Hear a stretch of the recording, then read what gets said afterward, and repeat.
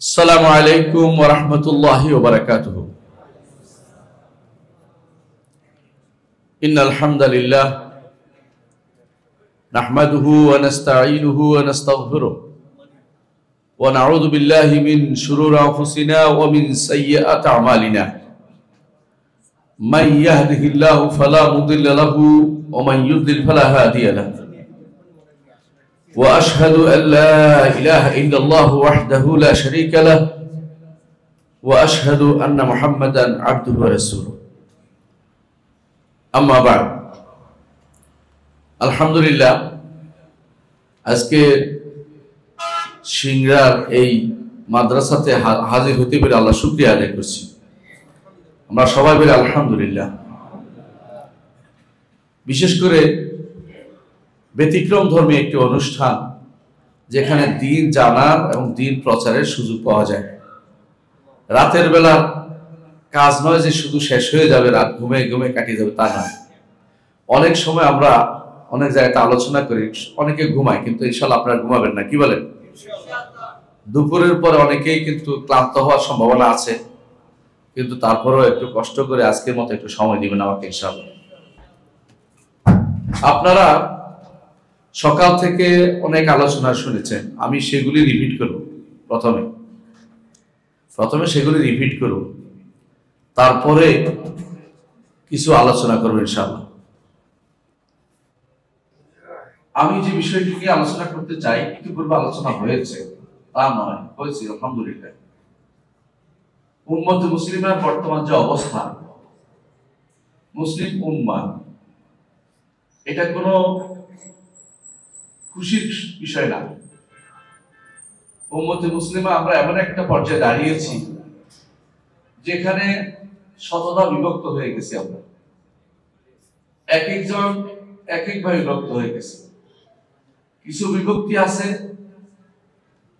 বাইরের প্ররোচনা হয়েছে, আজ কিছু বিভক্তি হয়েছে আমাদের নিজস্ব ভুলের কারণে হয়েছে। বিভিন্ন কারণে উম্মতে মুসলিমা ভাগ হয়ে গেছে। উম্মতে মুসলিমা তো ভাগ ছিল না, উম্মতের মধ্যে ঐক্য ছিল।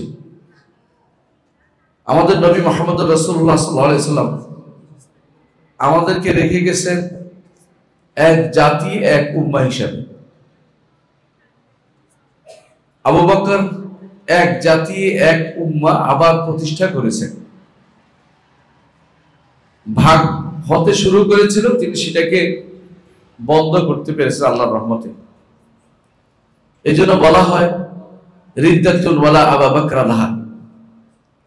মানুষ এত বেশি পরিমাণ মুরতাদ হয়ে যাচ্ছে, অথচ তাদের জন্য কোনো আবু বকর নেই। এত বেশি পরিমাণ মুরতাদ হয়ে গেছে, কিন্তু আবু বকরের মতো ব্যক্তিত্ব আর নেই, যারা মানুষদেরকে তাদের দ্বীনের দিকে ফিরিয়ে আনবে। আপনারা জানেন মুহাম্মদ রাসূলুল্লাহ সাল্লাল্লাহু আলাইহি ওয়াসাল্লাম তিনি ছিলেন উম্মত মুসলিমার একক শাসক, একক দিক নির্দেশক, একক রাসূল, একক নবী, এবং তিনি ছিলেন আমাদের প্রিয় নবী। তিনি যা বলতেন উম্মতে মুসলিমা প্রত্যেকেই তা বিনা বাক্য বয়ে মেনে নিত। এ ব্যাপারে কোনো সন্দেহ ছিল না, ছাকারও সুযোগ নেই। বরং প্রথম যে ব্যক্তি বিরোধিতা করেছিল, রাসূল তার ব্যাপারে বলেছিলেন যে এ হচ্ছে খারেজি, এদের থেকে কিছু লোক বের হবে, এর বংশ থেকে কিছু লোক বের হবে, এরকম সুরতের উম্মতের মধ্যে যারা মত বিচ্ছিন্নতা তৈরি করবে। যে বলেছিল মুহাম্মদ রাসূলুল্লাহ সাল্লাল্লাহু আলাইহি ওয়াসাল্লাম একদিন বলেছিলেন, তিনি ভাগ বাটোয়ারা করছিলেন গনিমতের মাল। তখন একজন দাঁড়িয়ে বলল যে এইটা তো এমন এক ভাগ যে ভাগে আল্লাহ সন্তুষ্টি চাওয়া হয়নি। নাউযুবিল্লাহ।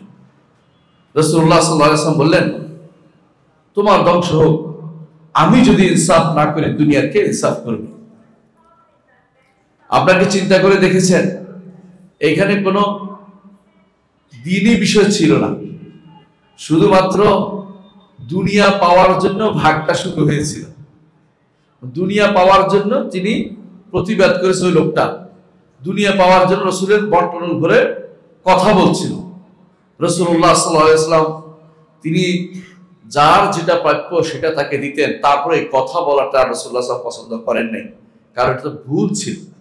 এই প্রতিবাদ আল্লাহর শরীয়তের বিরুদ্ধে হচ্ছে, এই প্রতিবাদ আল্লাহ রসুলের কথার উপর হচ্ছে, আল্লাহ রসুলের সুন্নাহর উপর হচ্ছে, মুহাম্মদ রাসূলুল্লাহ সাল্লাল্লাহু আলাইহি ওয়াসাল্লাম অনুমোদন করেননি। কারণ আরবরা কি ছিল, আরবরা শততা বিভক্ত ছিল, কোনো কেন্দ্রীয় শাসন ছিল না, কোনো কেন্দ্রীয় শাসন ছিল না, একে অপরকে লুটপাট করে খেত। তাদেরকে আল্লাহ তাআলা এই অবস্থা থেকে মুক্ত করে এক জাতিতে পরিণত করেছেন, তাদেরকে আল্লাহ তাআলা সম্মানিত করেছেন। যখন তারা এই বিচ্ছিন্নতা পরিত্যাগ করতে পেরেছে, তখন তারা সারা দুনিয়াকে তারা দেখাতে পেরেছে যে তারা কতটুকু তারা কাজ করতে পারে দেখিয়ে দিয়েছে। যখন আমরা বিচ্ছিন্ন হয়ে গেছি, তখন আমাদের বিজয়ের ধারা রুদ্ধ হয়ে গেছে। রাসূলুল্লাহ সাল্লাল্লাহু আলাইহি ওয়াসাল্লাম বলেছেন, আমার উম্মত শক্তিশালী থাকবে যতদিন তাদের মধ্যে 12 জন খলিফা না থাকছে। এই 12 জন খলিফা শেষ হয়ে যায় যখন ওমর ইবনে আব্দুল আজিজ রাহিমাহুল্লাহ, তার পরের খলিফা ইয়াজিদ ইবনে আব্দুল মালিক, এই খলিফার সময় 12 জন খলিফার লিস্ট শেষ হয়ে যায়। এরপরেই উম্মতে মুসলিমা ভাগ হইতে আরম্ভ করে, রাসূলুল্লাহ সাল্লাল্লাহু আলাইহি ওয়াসাল্লাম যেটা বলেছেন, এক দেশ যদি হইতো মুসলিমরা, একটা দেশ যদি হইতে পারত সারা মুসলিম রাষ্ট্র, আজ বিশ্বের সবাই মুসলিমদেরকে ভয় করত। কিন্তু তারা এমন কি কাজ করলো যে কারণে আমরা ভিতরে ভিতরে বিভক্ত, বাইরের দিক থেকে বিভক্ত, দেশে দেশে বিভক্ত, ভাষায় ভাষায় বিভক্ত। আপনারা ভালো করে জানেন আরবের লোকেরা কত বিভক্ত ছিল। আল্লাহ তাআলা আয়াত নাযিল করে তাদেরকে সাবধান করলেন, ইয়া আইয়ুহাল্লাযীনা আমানুত্তাকুল্লাহা হাক্কা তুকাতিহি ওয়া লা তামুতুন্না ইল্লা ওয়া আনতুম মুসলিমুন। হে ঈমানদারগণ, আল্লাহর তাকওয়া অবলম্বন করো, যে তাকওয়া অবলম্বন করা তোমাকে নির্দেশ দেওয়া হয়েছে, ওয়া লা তামুতুন্না ইল্লা ওয়া আনতুম মুসলিমুন, মুসলিম না হয়ে মারা যেও না। তাহলে মুসলিম হওয়াটা প্রথম আমাদের কর্তব্য। আমাদের প্রথম কর্তব্য হচ্ছে মুসলিম হওয়া। কিন্তু মুসলিম কি আমরা হতে পেরেছি কিনা? মুসলিম হওয়ার জন্য 3টা জিনিস লাগে। একজন মানুষ মুসলিম দাবি করার জন্য 3টা জিনিস লাগে। আপনারা যারা সালাতুর রাসূল পড়েছেন, 3টি মূলনীতি বই পড়েছেন, ওখানে পাবেন।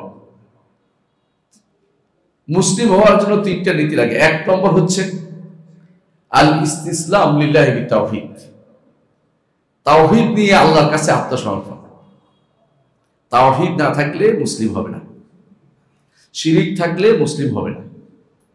যতই নামাজ আদায় করুক, যতই হজ করুক, শিরিক থাকলে কোনোদিন মুসলিম হবে না। প্রথম কাজ মুসলিম হওয়ার জন্য আল ইসতিসলাম লিল্লাহি বিতাওহীদ, আল্লাহর জন্য তাওহীদ নিয়ে আল্লাহর কাছে আত্মসমর্পণ করা। এই আত্মসমর্পণ করতে রাজি হয়নি আরবের মুশরিকরা। তারা চিন্তা করতো আমাদের লাত মানাত ওজ্জার কি হবে, আমাদের লাত মানাত ওজ্জার কি হবে, এই চিন্তা করতো তারা। আমাদের সমাজেও, আশেপাশে অনেক সমাজে আছে, আমাদের ওলি আল্লাহদের কি হবে, আমাদের মুরব্বীদের কি হবে। যদি শুধুমাত্র এক কথায় চলতে থাকি, তো অনেকের কাছে তাদের আশেপাশে অনেক কিছু তাদের মনোভূত হচ্ছে না, তারা গ্রহণ করতে পারে না, সেটা তাওহীদকে গ্রহণ করতে পারে না।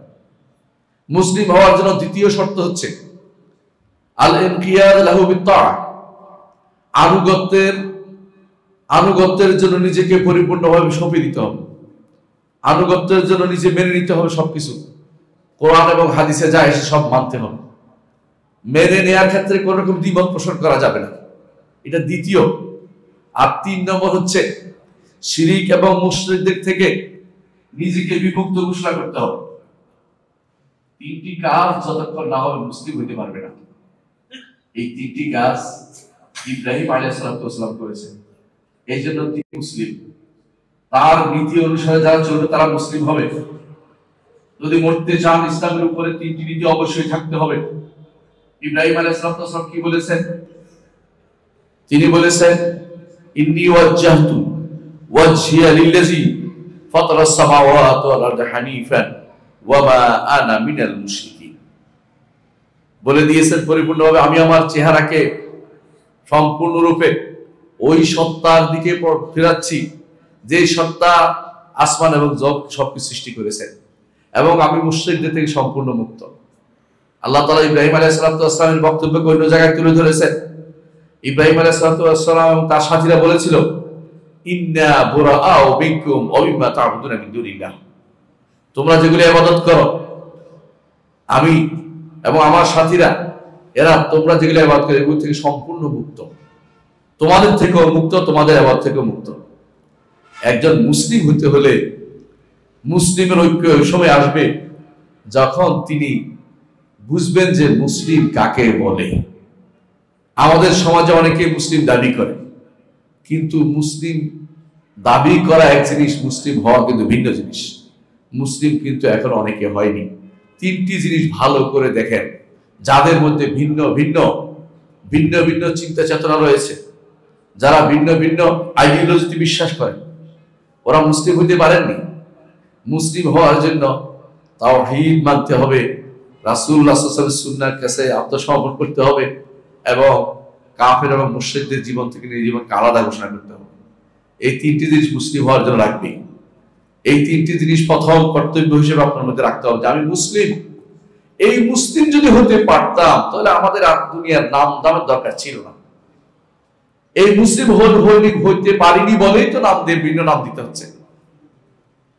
আল্লাহ তাআলা কোরআনে কারীমে এরপর বলছেন, ওয়া'তাসিমু বিহাবলিল্লাহি জামিআন, মুসলিম হলেই ইতিসাম হবে, আল্লাহর রজ্জুতে সবাই ঐক্যবদ্ধ হতে হবে। ওয়া'তাসিমু বিহাবলিল্লাহ, সব কিছুতে না, অনেক কিছুতে ঐক্য আসবে না। আল্লাহর হাবল, আল্লাহর হাবল, আল্লাহর রশি কি? হাবলুল্লাহিল মাতিন, আল্লাহর রশি হচ্ছে কোরআন এবং সুন্নাহ। কোরআন এবং সুন্নাহকে আঁকড়ে ধরতে বলেছেন।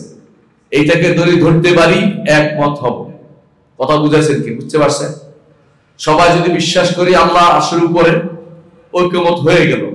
সবাই যদি বিশ্বাস করি যে সালাত না পড়লে ঈমান থাকবে না, ঐক্যমত হয়ে গেল। সবাই যদি বিশ্বাস করি সূরা ফাতিহা সালাতের একটা গুরুত্বপূর্ণ অঙ্গ, না হলে আমার সালাত হচ্ছে না, ঐক্য হয়ে গেল। তাহলে বোঝা গেল ইতিসাম বিহাবলিল্লাহ হতে হবে সবাই। যে কোনো ভাবেই ঐক্য করলে হবে না। ঐক্যের তো বহু রকমের সুরত আছে ভাই। ওয়া'তাসিমু বিহাবলিল্লাহ, অন্য আয়াতে আল্লাহ তাআলা বলেছেন ওয়া'তাসিমু বিল্লাহ, আল্লাহকে নিয়ে আঁকড়ে ধরো। আল্লাহ তাআলা যা দিয়েছেন সেটাকে আঁকড়ে ধরতে হবে। ওয়া'তাসিমু বিহাবলিল্লাহি জামিআন ওয়া লা তাফাররাকু, সততা বিচ্ছিন্ন হইও না। ওয়াজকুরু, আর স্মরণ করো ঈমানদাররা, তোমরা এখন এক দেহ এক প্রাণে পরিণত হয়েছে। সাহাবায়ে কেরামের কথা আল্লাহ তাআলা বলছেন এটা, ইজ কুনতুম আ'দাআন ওয়াজকুরু নি'মাতাল্লাহি আলাইকুম, আল্লাহর নিয়ামতকে স্মরণ করো, কারণ তোমরা শত্রু ছিলে। ফাআল্লাফা বাইনা কুলুবিকুম, তোমাদের মধ্যে আল্লাহ তাআলা মহব্বত তৈরি করে দিয়েছেন। সাহাবায়ে কেরামের একে অপরের প্রতি কেমন মহব্বত ছিল, কেমন মহব্বত ছিল চিন্তা করতে পারবেন না। সাহাবায়ে কেরামের মহব্বত ছিল এরকম, একটি ঘটনা বললে বুঝতে পারবেন। ইয়ারমুকের যুদ্ধে সাহাবায়ে কেরাম যুদ্ধ করছে, এমন সময় 5 জন একসাথে পিপাসার্ত অবস্থায় পানি পান করবে, সে অবস্থা যাচ্ছে, মানে তার মৃত্যুর আগ মুহূর্তে একজন পানি নিয়ে গেছেন, একজনের কাছে বলছে ও ভাই কত বেশি চিৎকারছে, ওনাকে দাও। ঘুরতে ঘুরতে 5 জন ঘুরে আসে, দেখে 5 জনেই মারা গেছে। মানে কেউ তার উপরে আর কাউকে প্রাধান্য দেয় নাই। এই ভালোবাসা মৃত্যুর দুয়ারে, এই মানবতা দেখানো, এই উম্মত ছিলেন সাহাবায়ে কেরাম রাদিয়াল্লাহু আলাইহিম আজমাইন। তারা তার ভাইকে মনে করতেন যে তিনি হেদায়েত প্রাপ্ত হয়েছেন, তিনি আমার বেশি ইহসান পাওয়ার বেশি যুক্ত, বেশি উপযুক্ত ব্যক্তি। তিনি সাহাবায়ে কেরাম কি করতেন, যারা হিজরত করে আসতো তাদেরকে মদিনার আনসাররা ভাগ বটোয়ারা করে জিনিসপত্র দিতেন, এমনকি সম্পদের ভাগ দিতেন, বাড়ির ভাগ দিতেন। একজন তো আব্দুর রহমান ইবনে আউফ রাদিয়াল্লাহু আনহুকে সাআদ ইবনে রাবি বললেন, আমার 2 জন স্ত্রী আছে, আপনার তো স্ত্রী নাই, একজনকে আমি তালাক দেব, আপনি বিয়ে করবেন, এরকম অবস্থা পর্যন্ত তাদের মধ্যে ছিল। এরকম কেমন ভালোবাসা ছিল? এই ভালোবাসা আগে কি ছিল? এই ভালোবাসা তৈরি হয়েছে ইসলামের কারণে। এই নেয়ামতটা, ইসলাম হচ্ছে কত বড় নেয়ামত। এই জন্য আল্লাহ তাআলা ইসলামকে নেয়ামত হিসেবে ঘোষণা করেছেন, আল-ইয়াওমা আকমালতু লাকুম দীনাকুম ওয়া আতমামতু আলাইকুম নি'মাতি। তোমাদের জন্য দ্বীনকে পূর্ণ করে দিলাম আর নেয়ামত ইসলামকে তোমাদের জন্য পরিপূর্ণতা দিলাম। ইসলামের নেয়ামত, ইসলাম একটা বড় নেয়ামত, এটা মানুষকে ধারণ করতে হবে। কাফা বিহি নি'মা, ইসলামের চেয়ে বড় নেয়ামত আর কিছু নেই। ইমাম ইবনে কাইয়্যিম রাহমাতুল্লাহ আলাইহি বলেন, যদি কেউ বলে যে অমুসলিমদেরকে আল্লাহ কোনো নেয়ামত দেয়নি, এক অর্থে তা শুদ্ধ। যেটা দিয়েছে সেটা হচ্ছে, অনেকে কুকুরকে হাড্ডি যেমন দেয়, আল্লাহ তাআলা দুনিয়ার বুকে তাদেরকে সেরকম একটা জিনিস দিয়েছেন। কিন্তু ঈমানদাররা ঈমান যে পেয়েছে, ইসলাম যে ধারণ করতে পেরেছে, সেই ব্যক্তির মতো ব্যক্তি আল্লাহর দুনিয়াতে আর দ্বিতীয়টি নেই। সে হচ্ছে সত্যিকারের নেয়ামত প্রাপ্ত ব্যক্তি। আল্লাহ তাআলা যেন বলছেন, ওয়াজকুরু নি'মাতাল্লাহি আলাইকুম, তোমাদের উপর যে নেয়ামত আমি সৃষ্টি করে তোমাদের যে নেয়ামত দিয়েছি সেটা স্মরণ করো। এই জন্য তারা কোনো কিছু নেয়ামতের বিপরীত হতো, এটাকে তারা আউট করে দিতেন। আপনাদের কাছে মনে থাকবে, একবার মুহাম্মদ রাসূলুল্লাহ সাল্লাল্লাহু আলাইহি ওয়াসাল্লাম সফরে ছিলেন। তখন এক আনসারী এক মুহাজিরের সাথে তার সাথে টানাপোড়েন হলো, ঝগড়া হলো। একজনকে চড় মেরে বসলেন। এক সময় ইয়া আলাল আনসার বলে একজন চিৎকার করে উঠলো। আরেকজন বলে ইয়া আলাল মুহাজিরিন, মুহাজিরের জন্য হাজির হও, আরেকজন আনসারের জন্য হাজির হও। ভাগ হয়ে যেতে আরম্ভ করলো সাহাবায়ে কেরামের মধ্যে। রাসূলুল্লাহ সাল্লাল্লাহু আলাইহি ওয়াসাল্লাম গেলে বললেন, আবে দাওয়াল জাহিলিয়া ওয়া আনা বাইনা আযহুরিকুম, তোমাদের মাঝে এখনো আমি জীবিত আছি, এখনই জাহিলি দাওয়াত শুরু হয়ে গেল। এই দাওয়াত তো চলতে পারে না, এই দাওয়াত তো চলতে পারে না। ঈমানদার মুসলিম সবাই এক দেহ এক প্রাণ। এখানে আনসার মুহাজিরের ভাগ করে কোনো কিছু আসবে না। হ্যাঁ, আনসার মুহাজির ভিতরে থাকবেই, ভিতরে একজন আনসার মুহাজির, তাদের একটা পরিচিতি শুধুমাত্র, আর কিছু নয়। এই পরিচিতির কারণে ভাগ হয়ে যাবে, এটা কিন্তু নয়। বাংলাদেশি যেমন থাকবে, পাকিস্তানি তেমনি থাকবে, ইন্দোনেশিয়ান থাকবে, কিন্তু এটা পরিচিতি হবে ভাষার কারণে অথবা দেশের এলাকার কারণে তাদের মধ্যে মুসলিম হিসেবে ভাগ হয়ে যাবে। এইটা কিন্তু চলতে পারে না। ঈমানদার সেটাকে গ্রহণ করে নিতে পারে না। আল্লাহ তাআলা বলছেন, তোমরা বিভক্ত ছিলে, কুনতুম আদা, শত্রু ছিলে, ফাসবাহতুম বিনি'মাতি ইখওয়ানা, ফাআল্লাফা বাইনা কুলুবিকুম, তোমাদের মনের ভিতরে আল্লাহ মহব্বত তৈরি করে দিয়েছেন, এখন তোমরা ভাই হয়ে গেছো। ওয়া কুনতুম আলা শাফা হুফরাতিন মিনান নার, তোমরা ছিলে জাহান্নামের কিনারায়। জাহান্নামের কিনারা মানে মরলে জাহান্নাম, এই অবস্থা ছিল। বুঝছেন তো, মরলে জাহান্নামের অবস্থায় ছিল। কিন্তু আল্লাহ কি বলছেন, ফাআনকাযাকুম মিনহা, আল্লাহ তাআলা তোমাদেরকে এই বাঁচিয়ে দিয়েছেন, এর থেকে, জাহান্নাম থেকে বাঁচিয়ে দিয়েছেন। মুহাম্মদ রাসূলুল্লাহ সাল্লাল্লাহু আলাইহি ওয়াসাল্লাম দেখেন সম্পদের কারণে কিভাবে বিভেদতা তৈরি হয়। মুহাম্মদ রাসূলুল্লাহ সাল্লাল্লাহু আলাইহি ওয়াসাল্লাম হুনাইনের যুদ্ধে অনেক সম্পদ পেলেন, অনেক সম্পদ পাইছেন। পাওয়ার পরে মক্কাবাসীরা যখনই যে আসে বলতেছে, আমাকে এতগুলো 100টা উট দেন, রাসূল বলছেন নিয়ে যাও। আরেকজন আসে, মক্কাবাসীরা আমাকে এটা দেন, রাসূল বলছেন নিয়ে যাও। মদিনাবাসী আনসারদের মধ্যে যারা যুবক ছিল, ইয়াং বয়সী, তাদের মধ্যে একজন বলে বসলো, এতদিন আমাদের কাছে ছিলেন, এই কয়েকদিনেই তিনি তার দেশের মানুষের জন্য টান অনুভব করতেছেন। নাউযুবিল্লাহ। অর্থাৎ মুখ থেকে হঠাৎ করে বেরিয়ে গেছে কারো মুখ ফসকে। মুহাম্মদ রাসূলুল্লাহ সাল্লাল্লাহু আলাইহি ওয়াসাল্লাম সেটা জানতে পেরেছেন। জানতে পেরে তিনি বললেন, আনসাররা সবাই আসো, আনসার ব্যতীত কেউ আসবে না, শুধু আনসাররা এখানে আসবে। তাদেরকে তখনই সেটা ধামাচাপাটাকে বন্ধ করতে হবে, এই প্রবণতা বন্ধ করতে হবে, এই কথা প্রবণতা বন্ধ করতে হবে। তিনি কি করেছেন, ডেকে আনেছেন। ডেকে আনার পরে তিনি বলছেন, আনসাররা যে উপত্যকায় থাকবে, আমি সে উপত্যকায় থাকবো। আনসারকে যে ভালোবাসবে সে ঈমানদার, আনসারকে যে ঘৃণা করবে সে মুনাফিক। আমি তোমাদেরকে বলতে পারি, তোমরা জাহান্নামের কিনারে ছিলে, আমি তোমাদেরকে, আল্লাহ তাআলা আমার মাধ্যমে তোমাদেরকে জাহান্নাম থেকে উদ্ধার করেছেন। আনসাররা বলে বসলো, আল্লাহ ওয়া রাসূলু আমান, আল্লাহ এবং রাসূল তিনি দয়া দেখাতে পারেন, সত্যি সত্যি আমরা জাহান্নামের কিনারায় ছিলাম, আল্লাহ এবং তার রাসূল আমাদেরকে আল্লাহ তাআলা তার রাসূলের মাধ্যমে আমাদেরকে এই জাহান্নামের কিনারা থেকে উদ্ধার করেছেন। এইভাবে মুহাম্মদুর রাসূলুল্লাহ সাল্লাল্লাহু আলাইহি ওয়াসাল্লাম একটি পরে জানালেন, তোমরা কি ছিলে, আমি এখন কি হয়েছি। তারপর তিনি বললেন, তোমরা বলতে পারো যে আপনি যখন কোথাও জায়গা পাচ্ছিলেন না, আমরা আপনাকে জায়গা দিয়েছি, আপনাকে ঘর তুলে দিয়েছি, আপনাকে থাকতে দিয়েছি, আপনার সাথে যুদ্ধ করেছি, বলতে পারো তোমরা এটা। কিন্তু আনসাররা তোমরা কি চাও না এই মানুষগুলো তারা ওট ঘোড়া গরু এগুলো নিয়ে চলে যাক, আর তোমরা মুহাম্মদুর রাসূলুল্লাহ সাল্লাল্লাহু আলাইহি ওয়াসাল্লামকে নিয়ে মদিনায় চলে যাও। সাহাবায়ে কেরাম কেঁদে দিলেন। আনসাররা বললেন যে আমরা কিছুই চাই না, আমরা মুহাম্মদুর রাসূলুল্লাহ সাল্লাল্লাহু আলাইহি ওয়াসাল্লামকে চাই। আল্লাহু আকবার। এ হচ্ছে ভালোবাসা। রাসূলকে যে ভালোবাসবে, দুনিয়ার কোন স্বার্থকে সে সব জলাঞ্জলি দিবে। আল্লাহর দ্বীনকে যে ভালোবাসবে, আল্লাহর জন্য অনৈক্যের যে কোনো জায়গাটা সে বাদ দিতে বাধ্য হবে, যে আল্লাহর দ্বীনকে আমি ভালোবাসি।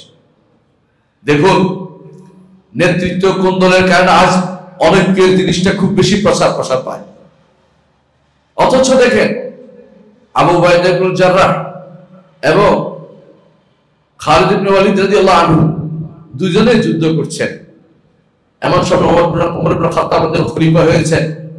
খলিফা হয়ে তিনি খালিদ ইবনে ওয়ালিদকে বরখাস্ত করলেন, অর্থাৎ যুদ্ধের ময়দানেই বরখাস্ত। কাকে বললেন যে বুঝিয়ে দাও, আবু উবাইদা ইবনে জাররাহকে বুঝিয়ে দাও, তিনি আমিরুল হাজিল উম্মাহ, তিনি নেতৃত্ব দিবেন। ওমর রাদিয়াল্লাহু আনহুর নির্দেশ সাথে সাথে কার্যকর হলো। মাথার যেটা নেতৃত্বের যে সিম্বল ছিল সেটাকে তিনি খুলে নিয়ে আবু উবাইদার কাঁধে ধরিয়ে দিলেন, বললেন যে এখন থেকে আপনি আমাদের যুদ্ধের ইমাম, কোনো সমস্যা নেই, আমি যুদ্ধ করে যাব। এটা হচ্ছে মুসলিমদের এক একটা ঐক্যের নিদর্শন, কিভাবে তারা ঐক্য বজায় রেখেছে। আর যদি এই ঐক্য যেদিন বিনষ্ট হয়ে গেছে, সেদিক থেকে আমাদের সর্বনাশ হয়ে গেছে, আমরা একে অপরকে আর ভালোবাসতে পারিনি। আল্লাহ তাআলা বলছেন এরপরে, দেখুন ঐক্যের কথা বলার পরে বলছে ওয়ালতাকুম মিনকুম উম্মাতুন ইয়াদউনা ইলাল খায়র। ঐক্য হলে উম্মত হবে, ঐক্য হলে এক উম্মত হবে। কি করবে? ইয়াদউনা ইলাল খায়র, কল্যাণের দিকে আহ্বান করবে, কল্যাণের দিকে আহ্বান করবে। তাহলে উম্মতের কাজ হচ্ছে কল্যাণের দিকে আহ্বান করা। উম্মতের কাজ নয় নেতৃত্বের কোন্দল তৈরি করা। কথা বুঝতে পারছি? উম্মতের কাজ হচ্ছে কল্যাণের দিকে আহ্বান করা। আপনি একটু চিন্তা করেন, আজ বা গতকাল বা কয়দিনে আপনারা যা শুনেছেন ঢাকাতে, দেখছেন না কিছু নিদর্শন আমাদের চোখের সামনে এসছে। এই লোকগুলো একটা সময় তাবলীগের জন্য বের হতো, প্রচারের জন্য বের হতো। তখন কিন্তু কেউ কাউকে মারে নাই, মারছিল, কেউ আঘাত করে নাই, বরং তারা ইকরামুল মুসলিমিন নাম দিয়ে তারা এক অপরকে সম্মান করত। কিন্তু এখন কেন তাদের মধ্যে এই কুন্দল হলে বলতে পারবেন? একমাত্র কারণ হচ্ছে নেতৃত্ব এবং কুন্দল, আর কিছু না। নেতৃত্বের কুন্দল আর কিচ্ছু না। কে কার নেতৃত্ব দিবে, উনি কেন নেতৃত্ব দিবে, ভারত থেকে কেন দিবে, বাংলাদেশ থেকে কেন দিবে, একে অপরের বিরুদ্ধে লেগে গেছে নেতৃত্বের কুন্দলের কারণে। যদি সবাই একমুখী হইতো তাহলে নেতৃত্বের কুন্দল আসতো না। আজ আমাদের সমাজের সবচেয়ে বড় সমস্যা হচ্ছে এটা, যে আমরা কেউ এই কেন্দ্রিক, কেউ এই কেন্দ্রিক, কেউ এই দল কেন্দ্রিক, কেউ দল কেন্দ্রিক। দলের ভিতরে হইলে ভালো, দলের বাইরে হইলে ভালো নাই, যত ভালোই হোক তিনি সবচেয়ে খারাপ। এই জাতীয় টেন্ডেন্সিটা বেরিয়ে আসতে হবে। দল যদি কেউ করে, সংগঠন করে, আমরা তার বিরোধী বলছি না। সংগঠন যদি হয় দাওয়াতের উদ্দেশ্যে, তো এটা বৈধ, কোনো সমস্যা নেই। আর সংগঠন যদি হয় পার্থক্য করার জন্য, কে কাকে ভালোবাসবো আর কাকে ভালোবাসবো না, এটা শরীয়ত অনুমোদিত না, এটা হারাম। এই সংগঠনের শরীয়ত অনুমোদিত না। এই আমার বক্তব্য আমি নিজ থেকে বলিনি। বকর আবু যায়েদ রাহিমাহুল্লাহ, তার একটা গ্রন্থ আছে হুকমুল ইন্তিমা ইলাল আহজাব ওয়াল জামাআত, বিভিন্ন দলের দিকে নিজেকে সম্পৃক্ত করা যাবে কিনা এই মাসআলাটা একটা বই আছে। সেই বইতে তিনি উল্লেখ করেছেন, দল করার জন্য, সংগঠন করার জন্য একটা শর্ত হচ্ছে, বড় শর্ত হচ্ছে এইটার কারণে ভালোবাসা এবং মন্দ ভাষা নির্ভর করবে না। আপনি ভালোবাসবেন এটার কারণে নয়, আপনি ভালোবাসবেন কে কত দিনের জন্য খেদমত করতে পেরেছে। একজন মানুষ আল্লাহর দ্বীনের জন্য দাওয়াত কতটুকু দিতে পেরেছে। আমাদের সামনে বিশাল উম্মত শিরকে লিপ্ত রয়েছে, ঠিক কিনা বলেন? আমাদের সামনে বিশাল উম্মত বেদাতে লিপ্ত রয়েছে। এই বিশাল উম্মতের দিকে না তাকিয়ে আমি নিজেদের দিকে হাঁটাহাঁটিতে লিপ্ত রয়েছি। একে অপরের 14 গোষ্ঠী উদ্ধার করতে নেমেছি। কেন আমাকে আমি দাওয়াত পাইনি, অমুকে কেন দাওয়াত পেল, কেন অমুকে তো আমার পছন্দ হচ্ছে না, ও কেন এটা করলো, অমুকে কেন গেল, অমুক কেন গেল না, এই নিয়ে ঝগড়া যাচ্ছে। সুবহানাল্লাহ। ওখানে গেলেই কি হবে আর না গেলেই কি হবে? এরা কোনোদিন আমাদের কোনো উপকার করে দিবে না, এরা কোনোদিন আমাকে কিছু উপকার করবে না। আর যারা মনে করছে যে বিভিন্ন রকমের কোন রকমের একটা দল করে কোনোভাবে ক্ষমতায় যাব, ওরা বিভ্রান্তিতে লিপ্ত আছে। ওভাবে ক্ষমতায় যেতে পারবেন না, থাকতেও পারবেন না। আপনার পায়ের নিচে মাটি কতটুকু ভালো করে দেখুন, কিভাবে ক্ষমতায় যেতে হয় মুহাম্মদ রাসূলুল্লাহ সাল্লাল্লাহু আলাইহি ওয়াসাল্লাম দেখিয়ে দিয়েছেন। তিনি যখন মদিনার রাষ্ট্রপ্রধান হয়েছেন, কোনো নির্বাচন লাগেনি, কোনো ক্যাম্পিং লাগেনি, মানুষের থেকে কোনো ইয়ারাত শুরু করা লাগেনি, কোনো কিছু করা লাগেনি। কি লেগেছে? ঘরে ঘরে মুসআব ইবনে উমাইর রাদিয়াল্লাহু আনহু ঈমান ঢুকিয়ে দিয়েছেন, রাসূলের নেতৃত্ব কর্তৃত্বের কথা বলেছেন, রাসূলুল্লাহ সাল্লাল্লাহু আলাইহি ওয়াসাল্লামের অনুসরণের কথা সবাই একমত হয়ে গেছে।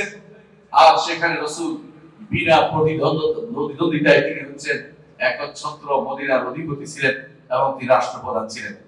এটা এই জন্য হয়েছে, মানুষ সবাই আল্লাহ এবং রাসূলের আনুগত্যের দিকে নিজেদেরকে নিয়ে গেছে। আর যখনই ব্যক্তি কেন্দ্রিক ওয়ালা আসবে, ব্যক্তি কেন্দ্রিক ভালোবাসার কথা আসবে, ব্যক্তি কেন্দ্রিক কুন্দলের কথা আসবে, তখনই দেখবেন যে ভাগ হচ্ছে, কোনো সদেই ভাগ বন্ধ করার কোনো উপায় নেই। শাইখুল ইসলাম ইবনে তাইমিয়া রাহমাতুল্লাহ আলাইহির জন্য বলেছেন, কেউ যদি বলে আমি শাকিলি, আমি কারকান্দি, শাকিলি কারকান্দি বুঝছেন ওই এলাকার নাম, শাকিল এলাকা, আমি কারকান্দি এলাকার নাম। ধরেন এটা এরকম, আমি বাঙালি, আমি পাকিস্তানি, আমি ইন্দোনেশি, এই জাতীয় ভাগ যদি কেউ করে, হ্যাঁ, দেশের জন্য ভাগ হয়ে যায়, দেশের ঐক্য করি, আমি দশের ঐক্য করি, আমার এলাকার ঐক্য করি। কোন মানুষ আছে রাজনৈতিক বুলি হিসাবে চলে, রাজনৈতিক বুলি হিসেবে ভালোই চলে।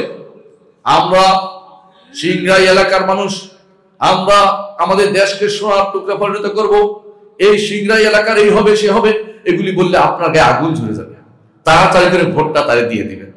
এটা সম্ভব, অসম্ভব কিছু না, কিন্তু ইসলামে এটা চায় না।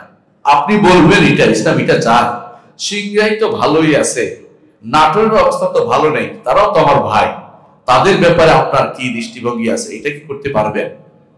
এটা তো পরের কথা, এর আগে আপনি এটা বলবেন, কি বলবেন যে আমরা তো দ্বীনের উপর আছি, আমাদের একটা বিশাল গোষ্ঠী শিরকে লিপ্ত আছে, এই দেশে এখনো মুসলিমদের মাঝে 80% লোকে শিরিক করে। সত্য যদি বলে থাকে ভালো করে তাকিয়ে দেখেন, যারা জানে না এদের বিশাল গোষ্ঠী কিন্তু শিরকে লিপ্ত রয়েছে। চট্টগ্রাম থেকে শুরু করে সিলেট পর্যন্ত রাস্তার আশেপাশে যে সমস্ত মাজার আছে, এগুলি কি কম? এগুলি কেন তৈরি হয়েছে?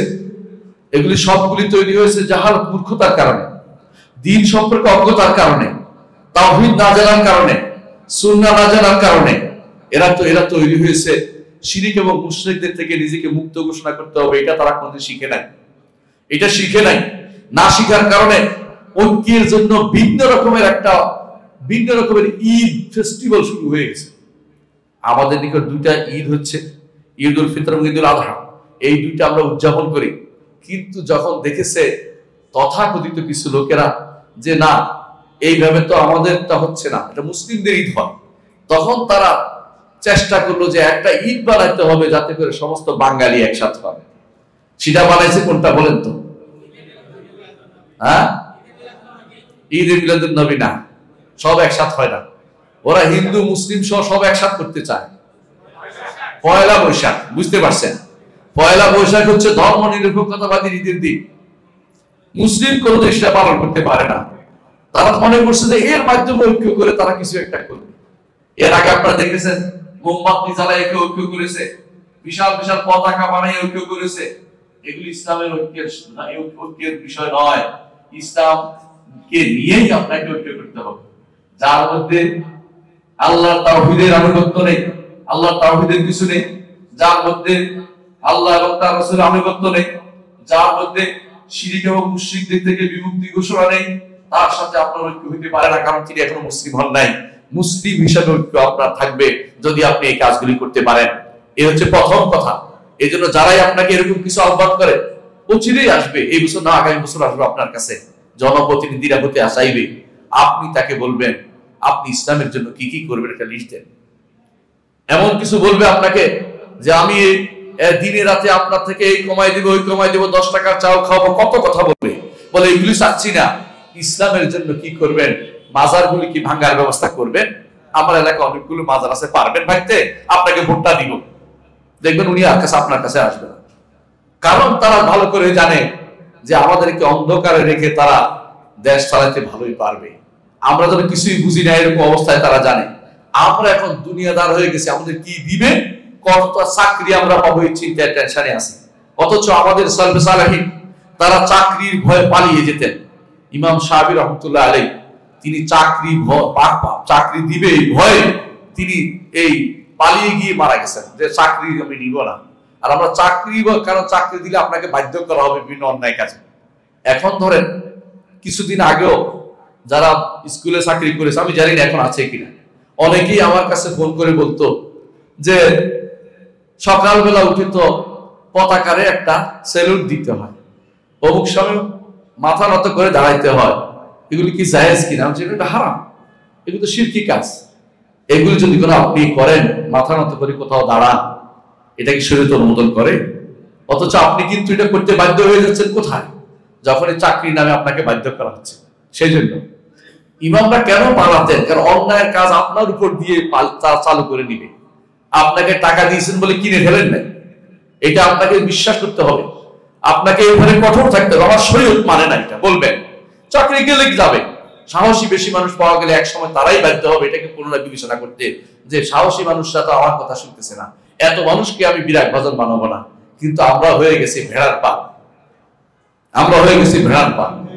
রাসূলুল্লাহ সাল্লাল্লাহু আলাইহি ওয়াসাল্লাম বলেছেন, তাতাদা আলাইকুমুল উমাম কামা তাতাদা আকালাতু আলা কাসআতিহা, বিভিন্ন জাতি তোমাদের উপরে হুমড়ি খেয়ে পড়বে যেমনি ভাবে ক্ষুধার্ত মানুষেরা খাবারের পাত্রের মধ্যে হুমড়ি খেয়ে পড়ে। রাসূলুল্লাহ সাল্লাল্লাহু আলাইহি ওয়াসাল্লাম সাহাবীরা বললেন, আবিল তিল্লাতিন নাহনু ইয়া রাসূলুল্লাহ, হে আল্লাহর রাসূল, আমরা কি তখন খুব কম হব যে এভাবে আমাদেরকে খেয়ে ফেলবে?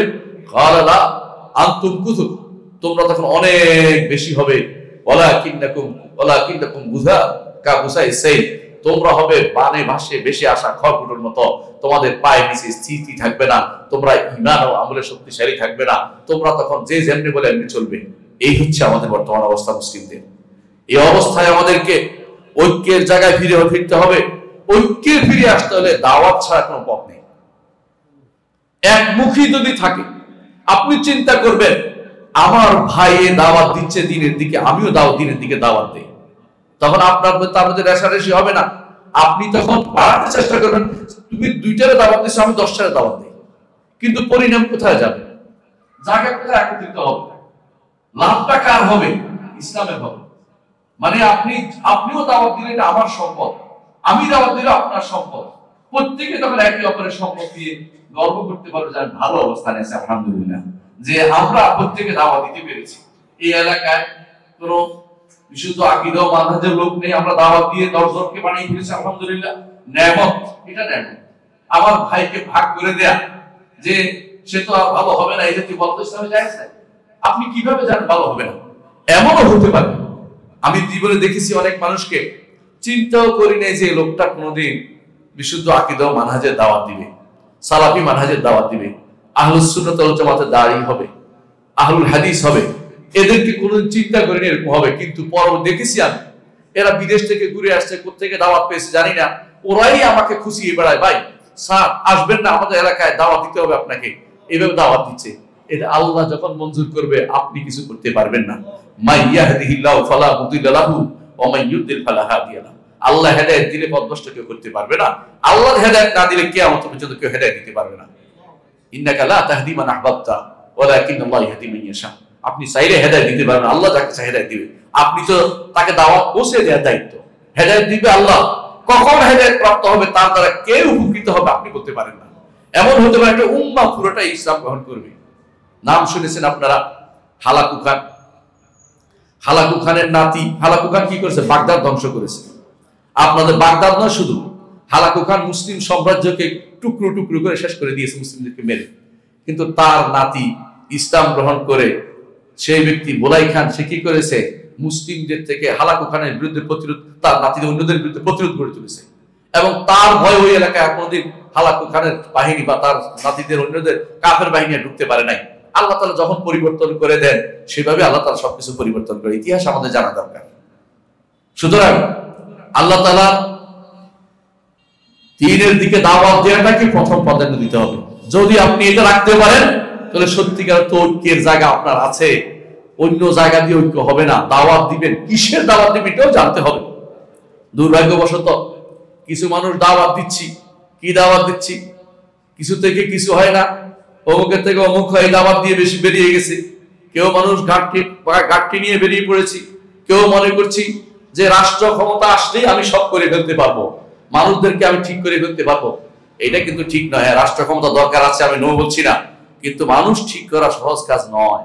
মানুষের অন্তরের ভিতরে আপনার বসত থাকতে হবে। মুহাম্মদ রাসূলুল্লাহ সাল্লাল্লাহু আলাইহি ওয়াসাল্লাম মক্কাতে তাকে রাষ্ট্রপ্রধান হওয়ার তাকে কি দিয়েছে? একটা প্রস্তাব দেওয়া হয়েছিল, হয়েছে কিনা? আবু তালেবের কাছে আসছে সবাই মিলে। আপনার সিরাত ইবনে হিশাম দেখেন, সিরাত ইবনে হিশাম সনদ সহিহটা। তিনি এসে বললেন যে তার কাছে যখন সবাই এসে বলল যে আপনার ভাতিজাকে বলেন যদি সে চায়, সুন্দরী নারী চায়, বিয়ে করাই দেব, চুপ থাকতে বলেন, মুখ বন্ধ করতে বলেন। যদি সে চায় রাজত্ব চায়, মাল্লাক না তাকে আমরা রাজত্ব করে দিলাম, রাজা বানিয়ে দিলাম, তাকে রাজা বানিয়ে দিব। যদি সে চায় অর্থ নাই, অর্থ করতে হইতে আমরা তাকে অর্থ জোগাড় করে তাকে অর্থশালী বানিয়ে দিব। কিন্তু তাকে বলেন ওই আমাদের মাবুদদের বিরুদ্ধে কথা বলতে, মুহাম্মদ কথা বলতে মানা করেন। মুহাম্মদ রাসূলুল্লাহ সাল্লাল্লাহু আলাইহি ওয়াসাল্লাম কি মাবুদদের গালি দিত? না, গালি দিতেন না। ওরা ধরে নিয়েছে যে আমাদের মাবুদদের বিরুদ্ধে বলছে। কারণ যখনই কেউ বলবে একমাত্র আল্লাহরই ইবাদত করো, তখনই দেখবেন যে মানুষের মধ্যে আসবে তাহলে ওরা তো আমাদের ওলি আল্লাহদের দেখতে পারে না।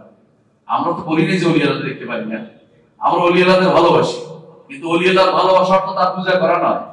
ওলি আল্লাহ আমরা হতে চাই, আল্লাহর ওলি তো হতেই হবে, কিন্তু ওলি আল্লাহদের নাম ভাঙিয়ে খাওয়া তো আমরা জায়েজ মনে করি। ওলি আল্লাহ কবরে গেছে, ওলি আল্লাহ আপনার কি করবে? কিচ্ছু করতে পারবে না। কবরে যে আছে সে আপনার কোনো উপকার করতে পারবে না। নিজে বিপদে আছে, আপনি তার জন্য দোয়া করবেন। এটা না করে আপনি কিভাবে জানলেন সে আল্লাহর ওলি আল্লাহ? কিভাবে তার কাছে আপনি চাইতে পারেন? আপনি চাওয়ার মাধ্যমে ঈমান নষ্ট করে ফেললেন। এই জন্য এরা ধরে নিয়েছে যে মুহাম্মদ রাসূলুল্লাহ সাল্লাল্লাহু আলাইহি ওয়াসাল্লাম যখন বলছেন যে একমাত্র আল্লাহর ইবাদত করো আর কারো ইবাদত করবে না, তখন তারা কি বলেছে? আজাআল আলিয়াতা ইলাহা ওয়াহিদা ইন্না হাযা লাশাইউন উজাব। সমস্ত আল্লাহকে কি এক আল্লাহ বানিয়ে দিল? এটা তো আশ্চর্যের জিনিস। মানে তারা বুঝে গেছে যে কোনোভাবে এদের এগুলি জারি জুরি চলবে না। আজও সমাজের মধ্যে যখন আপনি তাওহীদের দাওয়াত দিবেন, সুন্নাহর দাওয়াত দিবেন, তখনই দেখবেন যে কিছু মানুষ খেপে যাবে। এই দাওয়াত তখন দিতে পারবেন যখন আপনি শিরিক এবং মুশরিকদের বিমুক্ত ঘোষণা করছেন। শিরিক চলবে না এবং কোন মুশরিকদের সাথে আমার আত্মার সম্পর্ক চলতে পারে না। দুনিয়াবি কারণে বেচা কিনা চলবে, এটা রাসূলের যুগেও ছিল। ইহুদিদের সাথে বেচা কিনা হয়েছে, কিন্তু আত্মার সম্পর্ক কার সাথে ছিল না। অন্তর্গত কোনো সম্পর্ক থাকতে পারবে না। অন্তর্গত ভালোবাসা যদি কোনো ইহুদি, নাসারা এবং হিন্দু, বৌদ্ধের প্রতি আপনার থাকে, আপনি এখনো মুসলিম হইতে পারেন নাই। মুহাম্মদ রাসূলুল্লাহ সাল্লাল্লাহু আলাইহি ওয়াসাল্লাম সাহাবীরা যেরকম নিজেদের মধ্যে রুহামা উবাইনাহুম আশিদ্দা আলাল কুফার, কাফেরদের ব্যাপারে কঠোর ছিলেন, নিজেদের ব্যাপারে রহিমদের ছিলেন। এই জিনিসটা আপনার আমার মাঝে আসছে কিনা একটু দেখতে হবে। রাসূলুল্লাহ সাল্লাল্লাহু আলাইহি ওয়াসাল্লাম সাহাবীরা যতদিন পর্যন্ত এই পর্যায়ে ছিলেন, সারা জীবন এটাই ছিলেন, তাদের মধ্যে ইসলাম শক্তিশালী ছিল। কিন্তু পরবর্তী জীবনে ফাখালাফা মিন বা'দিহিম খালফুন আদাউস সালাতা ওয়াত্তাবাউশ শাহাওয়াত ফাসাউফা ইয়ালকাউনা গায়্যা। আল্লাহ তাআলা বলছেন, যখন পরবর্তী জেনারেশন আসলো, সালাতকে ধ্বংস করলো এবং প্রবৃত্তির অনুসরণ করে চললো, তখনই আল্লাহ তাআলা বলছেন ফাসাউফা ইয়ালকাউনা গায়্যা, অতি অচিরেই জাহান্নামের গায় উপত্যকায় তাকে নেওয়া হবে, কারণ সে প্রবৃত্তির অনুসরণ করে চলেছে।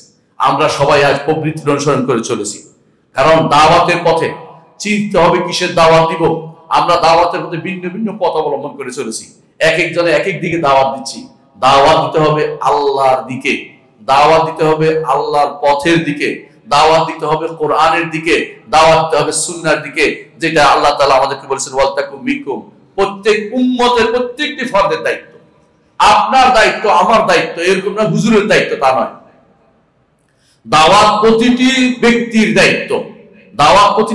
দায়িত্ব, যা জানে তা দাওয়াত দিবে।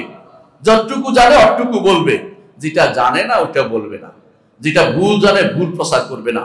শুদ্ধটা জানতে হবে, ভুলটা প্রচার করা যায় না, গুনাহ বহন করবে। শুদ্ধটা জানতে হবে। আজ শুদ্ধ জ্ঞানের বড় অভাব আমাদের সমাজে, কারণ পারিবারিকভাবে শুদ্ধ জ্ঞান শিখতে পারে না, যখন প্রতিষ্ঠানে যায় সেখানে শুদ্ধ জ্ঞান পায় না, যখন কোনো ওয়াজে যায় সেখানে ভুল জ্ঞান শিখিয়ে দেওয়া হয়, ভিন্ন বানোয়াট হাদিস দিয়ে ভর্তি করে দেওয়া হয়, কখনো কখনো বানোয়াট ব্যাখ্যা অপব্যাখ্যা দিয়ে ভর্তি করে দেওয়া হচ্ছে।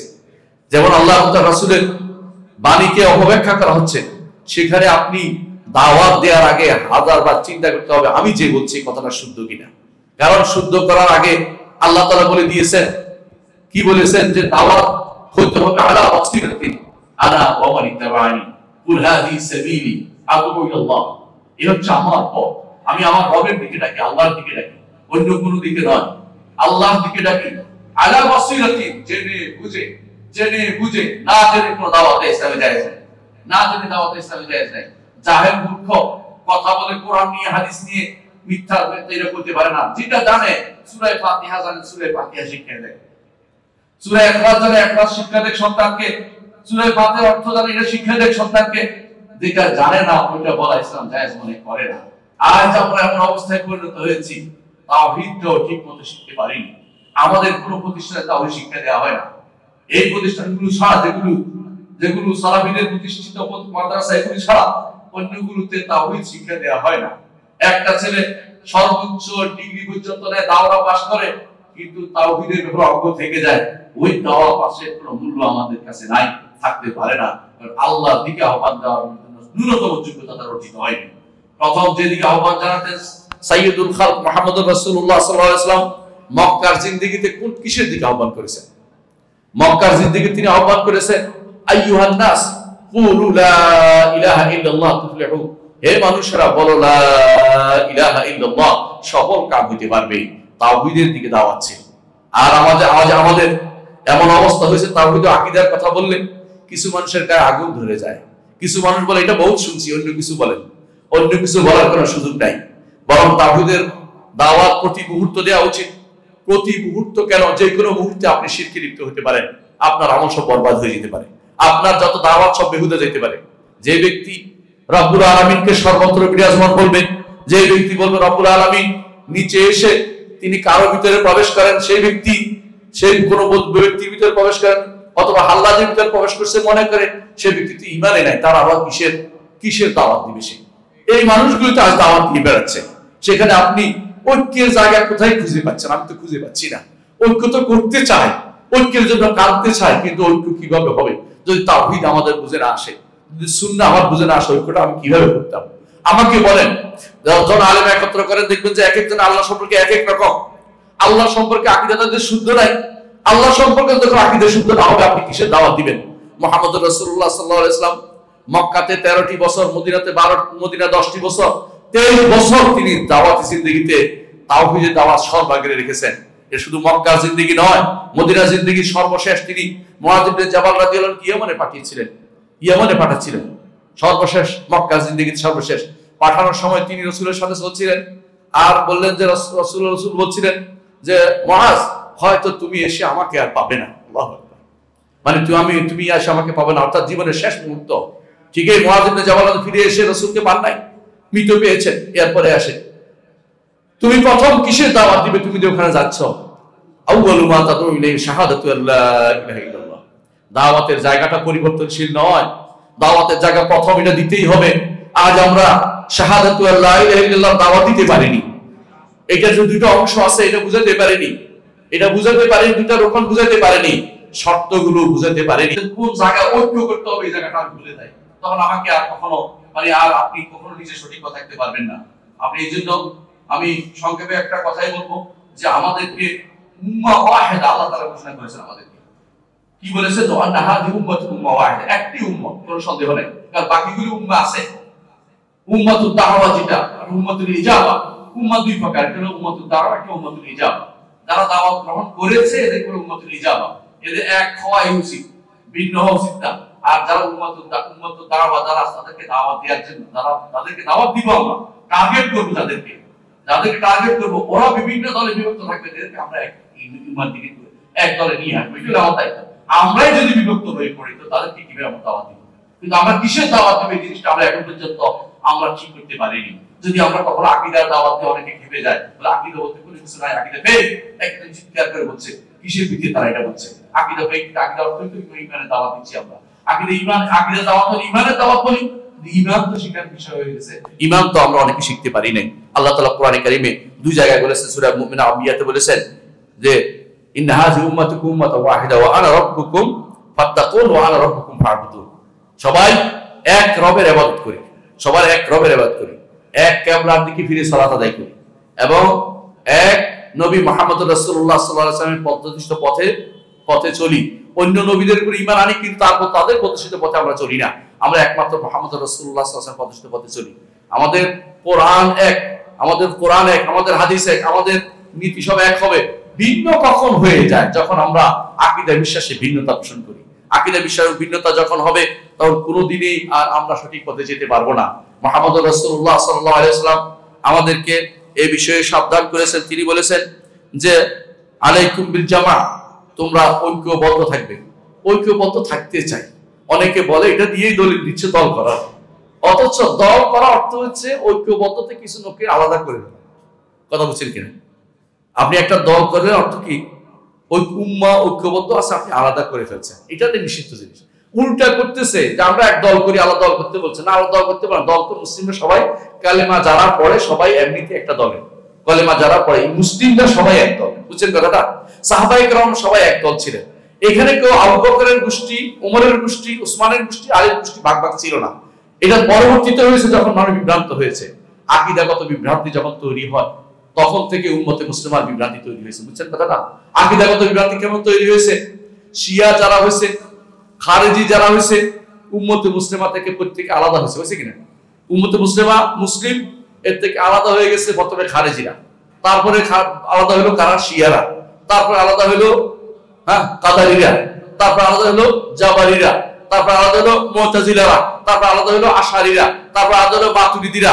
এইভাবে ভাগ হইতে হইতে উম্মতে মুসলিমার দেহটাকে কুরে কুরে খেয়েছে, ভাগ করে করে নিয়ে আলাদা হয়েছে। উম্মতে মুসলিম এখন হাজির, দুর্বল হয়ে দাঁড়িয়েছে।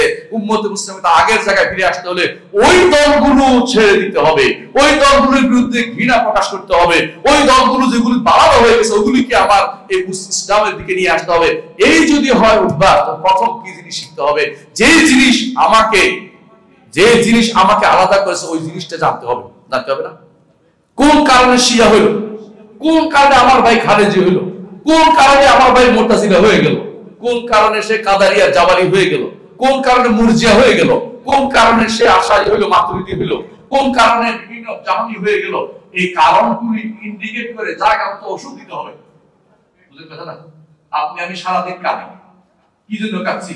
হায় রে আমার ছেলের অসুখ, কিন্তু ডাক্তার দেখাইতে রাজি না, কাঁদি কোনো লাভ আছে? বুঝলেন কথাটা? অথবা তার অসুখ হয়েছে একটা, আপনি ওষুধ দিচ্ছেন আরেকটা, আর অসুখ একটা, আপনি ওষুধ দিচ্ছেন আরেকটা, কাজে আসবে না ভাই। উম্মতে মুসলিমার মূল সমস্যা হচ্ছে আকীদাগত বিভ্রান্তি। উম্মতে মুসলিমার মূল সমস্যা আকীদাগত বিভ্রান্তি। আর দ্বিতীয় সমস্যা হচ্ছে সুন্নাহগত বিভ্রান্তি। সুন্নাহ মানবে না, আকীদা শুদ্ধ করবে না, সুন্নাহকে যথাযথ সম্মান দিবে না, আকীদা শুদ্ধ করবে না, ওদেরকে আপনি ঐক্য করতে পারবেন না। যত রকমই আপনি আনেন না কেন, আপনার ঐক্য হবে না। কিয়ামত পর্যন্ত আপনার ঐক্য হবে না। কারণ ঐক্য জায়গা কি? ভিতরে উপর দিয়ে প্রলেপ দিলে ভালো হয় না। একজন মানুষ যদি করে ক্যান্সারে আক্রান্ত হয়, তাকে যদি করে উপর দিয়ে ভালো করে একেবারে ভালো তাকে ঘরে রাখা লাভ হবে না, ভিতর তো নষ্ট হয়ে গেছে। ওই ভিতর থেকে ওই ক্যান্সারের জীবাণুটা বের করে নিতে হবে। এজন্য ঐক্যের যে জায়গাটা আমাদেরকে বেশি বেশি ইন্ডিকেট করতে হবে সেটা হচ্ছে যে আমরা অবশ্যই আকীদাগত যে বিভ্রান্তি তৈরি হয়েছে এগুলো থেকে আমাদের সমাজকে, আমাদের যা আশেপাশে যারা তাদেরকে এটা থেকে দাওয়াত দিতে হবে। আকীদার দাওয়াতকে বেগবান করতে হবে, তাওহীদের দাওয়াতকে বেগবান করতে হবে, সুন্নাহর দাওয়াতকে বেগবান করতে হবে। সুন্নাহ যখন ডুববে বেদাত বেরিয়ে যাবে। কারণ যেখানে বেদাত ঢুকে এখানে সুন্নাহ পড়ে যায়। আপনারা ভালো করে জানেন, একটা কারণ দ্বীন পরিপূর্ণ জিনিসে একটা বেদাত ঢুকে অর্থ এক সুন্নাহ পড়ে গেছে, এই জাতীয় একটা সুন্নাহ বাদ পড়ে গেছে। সুতরাং আপনি যদি সুন্নাহ প্রসার করতে পারেন, আপনি যদি বিশুদ্ধ তাওহীদের প্রচার করতে পারেন, দেখবেন যে আকীদাতে অর্থাৎ আপনার যারা বিভ্রান্তি তৈরি হয়েছে ওরা ধীরে ধীরে এক জায়গায় চলে আসছে। বিশ্বের শতাব্দ বিভিন্ন জায়গাতে মুসলিমরা থাকতে পারে, কিন্তু ঐক্যে কথা একটাই বলবে, ভিন্ন কথা বলবে না। বুঝলেন কথাটা? প্রিয় ভাইরা, দ্বিতীয় কথা হচ্ছে তাহলে ঐক্যের জায়গা আমাদের কোনটা? আকীদা এবং সুন্নাহ। আকীদা এবং সুন্নাহ, তাওহীদ এবং সুন্নাহ হচ্ছে ঐক্যের জায়গা। তাওহীদ এবং সুন্নাহ হচ্ছে ঐক্যের জায়গা, মনে রাখতে হবে। আমাদের কিছু ভাই, এখন আমাদের বিরুদ্ধে বলছি, নিজেদের বিরুদ্ধে বলছি, কিছু ভাই এমন এক জায়গাতে ঐক্য করতে চাই যে জায়গাতে ইসলাম ঐক্য করে নাই। আশ্চর্য হবেন না? ইসলাম এই যে একামতের দুইবার বলা, একবার বলা, এই জায়গাতে ইসলাম ঐক্য করতে বলেনি। সারা দুনিয়ার মানুষ একবারে বলবে, এটা ইসলাম বলে নেই। কথা বুঝছেন কিনা? ইসলাম এতে কি চেয়েছে? বৈচিত্র্য চেয়েছে। ইসলামের বৈচিত্র্য ছিল, বুঝেন কিনা? কেরাতের ব্যাপারে এক একজন পড়েছে হামজার কেরাত, আরেকজন পড়েছে আসিফের কেরাত। কেরাতের ব্যাপারে বৈচিত্র্য ছিল। আপনি সবগুলিকে আমরা এই কেরাত জানি না, এই কেরাতে শুনতে হবে, এটা কিন্তু ইসলাম বলে নেই। কারণ ওটা সবগুলি ইসলাম অনুমোদিত, কেরাত এই 7টাই অনুমোদিত। যারা আলেম তাদেরকে জিজ্ঞাসা করেন, যারা আছে আলেমদেরকে, কিছু জায়গা আছে যে জায়গাগুলো ঐক্যের জায়গা নয়, এগুলি নিয়ে মারামারি করতে হয় না আমাদেরকে। কথা বুঝছেন কিনা? আমি আজকে নামাজ পড়াইছি আপনাদের, আমি দেখেছি আমার পিছনে অনেকে বলেছেন রব্বানা লাকাল হামদ জোরে জোরে বলেছেন। আমি যদি বলতাম যে আমার পিছনে নামাজ পড়লে কেউ জোরে জোরে বলতে পারবে না, এটা ঐক্যের জায়গা হইতো না, ঝগড়ার জায়গা হইতো এটা। কথা বুঝেন কিনা? আমি দেখেছি কোথাও যদি কোনো আমরা জানাজার নামাজে কেউ 5 তাকবীর দেয়, কেউ 7 তাকবীর দেয়, আমি যদি ঐক্যের জায়গা হচ্ছে আপনি 7 তাকবীর দিবেন, 8 তাকবীর দিতে পারবেন না, তো এটা ঝগড়ার জায়গা হবে, ঐক্যের জায়গা হবে না। এটা ঐক্য হবে না, এটা কোন হবে না। কারণ উম্মতে মুসলিমের মধ্যে যুগ যুগ ধরে এই মাসালাগুলোতে মতভেদ আছে, এগুলো উড়ে দিতে পারবেন না। আবু বকর, ওমর, ওসমান তাদের মধ্যে ছিল। আপনারা জানেন আরাফার মাঠে ওসমান রাদিয়াল্লাহু আনহু 3 রাকাত পড়েছে, 6 রাকাত পড়েছে। আমরা কয় রাকাত পড়ি? 2 রাকাত করে আমরা আলাদা পড়ি। অথচ ওসমান 6 রাকাত পড়ে ফেলছেন। তারপরেও সাহাবায়ে কেরাম জীবিত ছিলেন, তারা তার বিরুদ্ধে কথা বলেছেন, কেন করলো এটা বলেছেন, কিন্তু সালাত আদায় করে চলে যান নাই। এত বড় মাঠের মধ্যে এত মানুষের ভিতরে একজনও সালাত আদায় করে চলে যান নাই। কথা বুঝছেন কিনা? কারণ বুঝছেন যে এটা তার কোনো ইজতিহাদ কাজ করেছে, তিনি মনে করেন জিজ্ঞাসা করেছে কেন করলেন, তো আমি করেছি এই জন্য দুনিয়া থেকে মানুষ আসে। তো আজকে আমি আপনাদেরকে বলেছিলাম, এরা যদি কেউ মনে করে যে সালাত 2 রাকাত হয়ে গেছে, জোহর সালাত 2 রাকাত হয়ে গেছে, এই ধরনের করছি, মানে বুঝেন কিনা? হয়তো কেউ বলবে যে জোহর সালাত তো এখন থেকে 2 রাকাত, কারণ ওখানে তো 2 রাকাত পড়ে আসছে, এই কারণে করছে। বলে না, এটা কোনো কারণ না, আপনাকে রাসূলের অনুসারে আপনাকে করতে হবে। এই যে আলী রাদিয়াল্লাহু ফিরে এসে আবার 2 রাকাত করছে, আপনার এই ইজতিহাদ গ্রহণ করা হচ্ছে না। খেয়াল করেন, এই ইজতিহাদ গ্রহণ করা হয় নাই, কিন্তু তাই বলে কেউ সালাত পরিত্যাগ করে চলে যায় না। আমরা কি করি দেখেন, সামান্য কারণে ইমামের উপর খেপে মসজিদ একটা বানিয়ে ফেলি। সামান্য কারণ কি বুঝছেন? আমাদের ইমাম সাহেব তিনি রুকু থেকে আমিন বলার আগেই মুক্তাদির আমিন বলে ফেলছে, উনি কিছু বলে নাই। আমিন কখন বলবে? ইমামের আমিনের পরে না, ইমামের আগে। ইমাম যদি কোনো কারণে আমিন বললো না, তখন কি করবেন? আপনাকে তো আমিন বলতে নির্দেশ দেওয়া হয়েছে, এখানে সরাসরি কোনো হাদিস নাই। বুঝলেন কথাটা? যদি কেউ আমিন বলে, ইমাম বললে আমিন বলবেন, যদি ওয়ালা দালিন বলে থেমে থাকে আপনি আমিন বলতে হবে, আমিন না বলে আপনি শুন না, এটা বাদ দিবেন কিছু না, আপনি জোরে বলবেন। কথা বুঝেন না কথাটা? কিন্তু আপনি ইমাম দিলেও কিন্তু আগে পরে নিয়ে আপনি যদি উম্মতের মধ্যে ভাগ করে ফেলেন, ও তুই আগে দিছিস কেন, তোর সাথে নামাজ পড়বো না, তোকে শেষ। এটা ইখতিলাফের জায়গা এখানে হতে পারে, এটা এখানে একটু মতভেদ থাকতেই পারে, এটার কারণে আপনি উম্মতের পার্থক্য করবেন না। আমি কেন বলতেছি এই কথাগুলো জানেন? ফিকহের মাসালা কিছু আছে অকাট্য, যেমন সূরা ফাতিহা আমরা পড়বই কথার কথা, কিন্তু কিছু আছে অকাট্য না। এই আমিন কি ইমামের পরে বলবেন না ইমামের আগে বলবেন? ইমাম সাহেব ওয়ালা দালিন বলছে, আমিনের জন্য আপনি বসে আছেন, ইমাম সাহেব বলেন, এখন কি করবেন? তখন বলতে হবে না? বলতে তো হবে। ইমাম সাহেব আগে পরে আপনি বলতে পারছেন না, তারপরে তো দিতে পারছেন, এর অর্থ এই জায়গাতে ঝগড়ার জায়গা নয়, এটা ঝগড়ার জায়গা নয়। কিছু জায়গা আছে ফিকহের কিছু মাসআলা আছে এগুলোতে ঝগড়ার জায়গা নয়, কিন্তু আমরা এগুলিকে ঝগড়ার জায়গা বানিয়ে ফেলেছি। আউয়াল ওয়াক্তের নামাজ নিঃসন্দেহে উত্তম, কোনো সন্দেহ নেই। আউয়াল ওয়াক্ত বলতে ঠিক কোনটাকে বোঝায়, কি বলতে পারবেন? যত আগে পড়া যায় তত আউয়াল, যত আগে পড়া যায় তত আউয়াল। ওয়াক্ত হলেই আজান দিয়ে, কিন্তু আজান দিলেই তো পড়তে পারতেছেন না, আজান দিবেন, ওযু করবেন, আসে নামাজ পড়বেন, এটাই তো রাসূলের আদর্শ ছিল। আজান আগে থেকে ওযু করে কেউ বসে থাকতে রাসূল তো আমাদেরকে বলে নাই। তাই বলে আউয়াল ওয়াক্ত তো আপনি একেবারে কাটায় কাটায় পাচ্ছেন না, তাই বলে কি আপনার সালাত হচ্ছে না? হচ্ছে, কিন্তু আপনার চেষ্টা থাকতে হবে আমি আউয়াল ওয়াক্তে পড়বো। কিন্তু এটাও কি আপেক্ষিক বিষয় হয়ে দাঁড়িয়েছে। আপনি ভালো করে তাকিয়ে দেখবেন যে আপেক্ষিক, যত আগে পড়া যায় তত উত্তম, চেষ্টা করবেন এটা আমাদের। কিন্তু তাই বলে একেবারে আগে ওযু করে থাকবো, যখনই আল্লাহু আকবার আল্লাহু আকবার আমি বলা শুরু করে দেব না। যদি বলেন আউয়াল ওয়াক্ত অবশ্যই ঠিক রিদওয়ানুল্লাহ, কিন্তু তাই বলে মতভেদের জায়গাটা এই কারণে আমি মতভেদ ভাগ করে ফেলবো, এই দেরি, এই 1 ঘন্টা 5 মিনিট দেরি করে 10 মিনিট দেরি করে সেই মসজিদে আর পড়বো না, এই জাতীয় ইখতিলাফ করা যাবে না। তাকে বুঝিয়ে বলবেন, এটা বুঝানোর জায়গা, এটার কারণে উম্মত মুসলিম ভাগ হওয়ার জায়গা নয়। অনেক কিছু আপনারা করেন, আপনার সন্তান, এমন সন্তানও আমি দেখেছি, বিশ্বাস করুন, আমাদের অনেকে বিশুদ্ধ আকীদা দাবি করে আমাকে বলে সুবহান আসেন পায়ে পায়ে ঠেকায়, পায়ে পায়ে ঠেকায় বুঝেন তো, মানে পায়ে পায়ে লাগাবে। উনি একজন হিন্দু নিয়ে গড় করতেছে, ওইটা আকীদার কিছু না, বুঝলেন কথাটা? কেউ যদি কোনো ধর্ম নিরপেক্ষতাতে বিশ্বাসী হয় এবং তিনি যদি কোনো বড় কিছু হয়, তিনি যদি কোনো মেয়র হয়ে যায়, তিনি কি ভালো হইবে? ইমানদার থাকবে? তো আকীদার জায়গাটা চিনতে হবে না? কোন জায়গাটুকুতে আমাদের ঐক্য জায়গা করতে হবে সেটা আমাদেরকে অবশ্যই জানতে হবে, নাহলে আমরা কোনোদিনই সঠিক পথে যেতে পারবো না। আমাদের ঐক্যের বাধার কথা আসলে জানেন, ঐক্যের বাধা হচ্ছে আকীদা না জানা, 1 নম্বর বাধা। আমি আমার বক্তব্য শেষ করবো কারণ সালাত টাইম হয়ে গেছে। দ্বিতীয় হচ্ছে জাহেলি যে সমস্ত স্লোগান আছে এগুলিকে বাদ দিতে হবে। জাহেলি স্লোগান বুঝেন? আমার দলের জন্য, আমার গোষ্ঠীর জন্য এই স্লোগান বাদ দেন। স্লোগান কি হবে? আল্লাহ এবং তার রাসূলের আহ্বান, রাসূল থেকে আহ্বানের স্লোগান হবে শুধুমাত্র। এখানে কোনো ব্যক্তি বিশেষ বা কোনো দল বিশেষের, কোনো গোষ্ঠী সমাজ, কোনো সংগঠন বিশেষের কোনো স্লোগানগুলি আমাদের চলবে না। 3 নম্বর হচ্ছে কোন ব্যক্তি বিশেষের ভালোবাসার জন্য ইসলাম ভাগ করবেন না, দয়া করে। একমাত্র সাইয়্যিদুল খালক মুহাম্মদুর রাসূলুল্লাহ সাল্লাল্লাহু আলাইহি ওয়াসাল্লাম এবং সাহাবায়ে কেরামের ভালোবাসার জন্য আপনি অনেক কিছু করতে পারবেন, কিন্তু কোন ব্যক্তি বিশেষ এরপরে ইমামদের জন্য অমুক ইমামকে তো ভালোবাসলো না তাহলে আমি ওনার সাথে নাই, এটা চলবে না।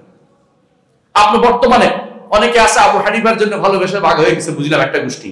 এখনো দেখা যায় যে শেখ অমুক শেখের কারণে আমি ভালোবাসি, অমুক শেখের বিপরীতে আরো বড় বড় শেখরা আছে, আপনি তাদের ঘৃণা করতে শুরু করেছেন। জায়েজ হবে? হবে না। আপনি ভালো করে বুঝেন, 500 মাসআলার বেশি মাসআলাতে শেখ বিন বাজ এবং শেখ আলবানী রাহমাতুল্লাহর মধ্যে মতভেদ ছিল, কিন্তু একে অপরকে সম্মানের সাথে কথা বলতেন। আমাদেরই শেখ দুজন, আমাদেরই উস্তাদ, আমরা যদি কোনো একে অপরের বিরুদ্ধে মাসআলার কারণে আলাদা হয়ে যেতাম তো আমরা কি ঝগড়া করতাম না? এটা কত জায়েজ না, কারণ এটা তো মাসাইল মাত্র, আকীদার মধ্যে আর মতভেদ ছিল না। মাসাইলের মতভেদ থাকতেই পারে, মাসাইল কিছু কিছু মতভেদ থাকতেই পারে। শেখুল আলবানী রাহমাতুল্লাহ আলাইহি বলতেন যে ব্যক্তি রুকু থেকে উঠে হাত বাঁধবে সে ব্যক্তি বেদাত করেছে। শেখ বিন বাজ বলতেন না, এটা তো সুন্নতের অন্তর্ভুক্ত। কি করবেন আপনি এটা? আপনি কি এক গোষ্ঠীর এক ভাগ নেবেন না, দলিল খুঁজবেন, দুইজন দলিল খুঁজে এটা প্রাধান্য এটা দেন, তখন আমরা প্রাধান্য দিই কোনটাকে? হাত না বাঁধাকে প্রাধান্য দেই, কারণ শেখুল আলবানী আমার কাছে দলিল ভিত্তিক শক্তিশালী মনে হয়েছে, আপনি আমল করবেন। তাই বলে শেখ বিন বাজ কেন বললেন তাকে বেদাতি বলতে হবে, এই চিন্তা আমরা বন্ধ করে দেব। কথা বুঝতে পারছি? কারণ এটাও তার একটা ইজতিহাদ ছিল, চতুর্থ যে কাজটি করবেন না সেটা হচ্ছে দলীয় টেন্ডেন্সিতে উম্মত মুসলিমাকে ভাগ করবেন না, দলের নীতিতে ভাগ করবেন না। 5 নম্বর যেটা করবে সেটা হচ্ছে গুরুত্ব কোনটার বেশি দিতে হবে সেটা জানতে হবে। কোনটার গুরুত্ব বেশি, আকীদার গুরুত্ব বেশি নাকি একটা মুস্তাহাবের গুরুত্ব বেশি, আপনাকে জানতে হবে। আকীদার গুরুত্ব সমস্ত কিছুর উপরে, আকীদা ঈমানের গুরুত্ব সব কিছুর উপরে আপনাকে জানতে হবে এটা। 6 নম্বর হচ্ছে রাসূলুল্লাহ সাল্লাল্লাহু আলাইহি ওয়াসাল্লামের সিরাত পড়ি না আমরা, সাহাবায়ে কেরামের সিরাত পড়ি না। এই সিরাত পড়লে আমরা কিন্তু আমাদের ঐক্যের পথে বাধাগুলি আমরা দূর করতে পারতাম, মুসলিম উম্মাহর যে ঐক্যের যে সমস্যা আছে দূর করতে পারতাম।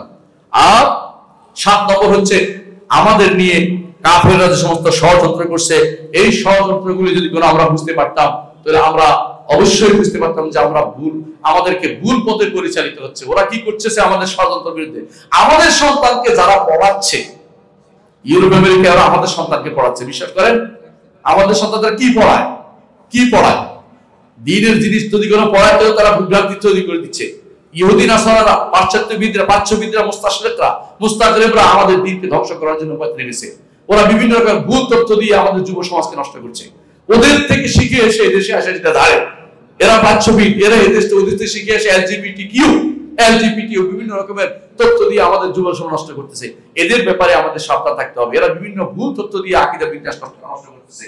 এদের ব্যাপারে সাবধান না থাকলে কিন্তু আমাদের ঐক্য নষ্ট হবেই হবে। এই জন্য ঐক্য কিভাবে করতে হবে সেই পথগুলো আমরা জেনে নিই। আল্লাহ আমাদের তৌফিক দান করুন। ওয়া আলহামদুলিল্লাহ রাব্বিল আলামিন। আসসালামু আলাইকুম ওয়া রাহমাতুল্লাহি ওয়া বারাকাতুহু।